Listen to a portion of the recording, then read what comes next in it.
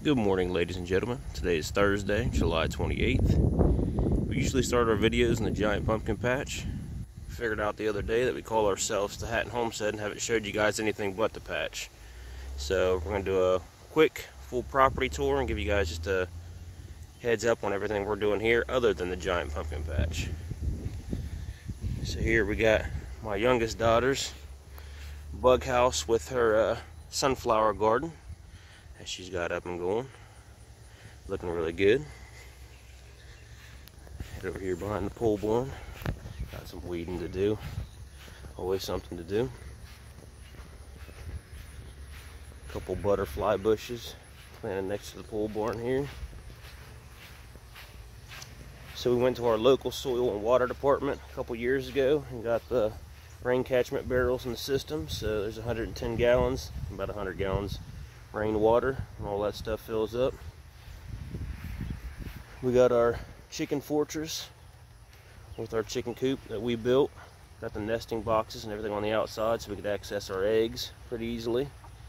We have 11 buff Orpington hens, and they're munching on some old pumpkins and some food. And then here's kind of like the biggest part of our garden. We went after this garden is gardened in two different methods. It's the back to Eden garden method, and then kind of a food forest like James Pigioni on YouTube does. Got our composting stalls there. So we have 6 peach trees up front. In between, everything's a little overgrown. It needs another round of mulch on top. In between those, we have 5 blueberry bushes and some asparagus planted in between that. So you have 6 peach trees there, different varieties. Then we have a couple of strawberry beds here. Some are June bearing, some are ever bearing.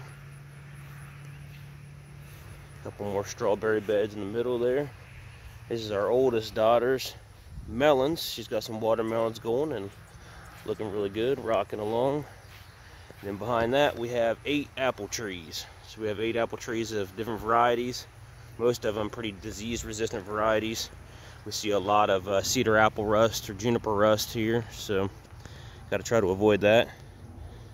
Between those and the peaches, we got 3 elderberry bushes here. Those were just planted fall of last year, so they're still growing. And then we have our blackberries in between those, in between the apple trees, growing wild. They need cut back, but looking pretty healthy overall. And one of the pieces that we put in that was pretty as well as functional was our pergola over there. Before we get over there, though, I'll show you a quick snippet of our, we got co-planted quite a bit of asparagus and strawberries. So asparagus is a deep rooting plant, while strawberries are shallow rooted, so they co-plant very well together. And then on our pergola over here, got a 10 by 10 pergola is the inside dimensions. We got grapes training across there, so we have 4 different varieties of grapes. We ran some wire and got those growing across there. Those are looking pretty healthy overall. Need to do a little bit of training on those as well, get those trained to the top. Have those looking really good. And last but not least, for the pollinators, we did a 40 by 40 foot pollinator garden. So this is all Midwest local varieties. Got it from a place called American Meadows online, a website. So right now you're seeing a lot of it. I believe that's a black-eyed Susan, the annual version. A couple maple trees mixed in there, it looks like. So we'll cut this down after it grows. We'll cut it down in fall, and then it'll come back next year. Got some annuals, some perennials, some biannuals. It's something for the pollinators. And we got 3 more butterfly bushes out here. They're a little hard to see. They're still pretty tiny, but overall that's looking pretty good. That's what we got. We just figured we'd run you guys around the rest of what we got going on, just not the giant pumpkin patch this time around. And later this evening we'll do the giant pumpkin patch update. See ya.